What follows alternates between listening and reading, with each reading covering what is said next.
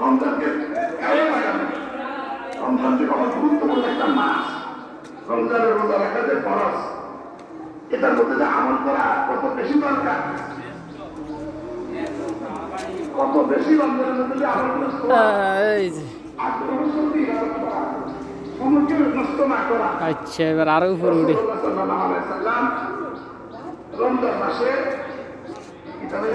Round সিঁড়ি, round. দিনে রোজা রাখতেন, রাত্রে তাহাজ্জুদ করতেন, রাত্রে তারাবি করতেন, আর আল্লাহর কাছে কান্নাকাটি করতেন।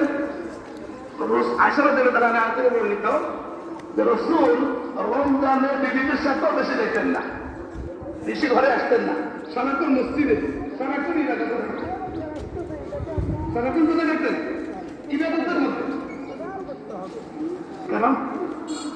রমজান মাসের একটা নফল, একটা ফরজের সব, একটা নফল কি একটা ফরজের সব আসা হাজার, রমজানের বাহিরে যদি একটা হাজার নফল করেন, হাজার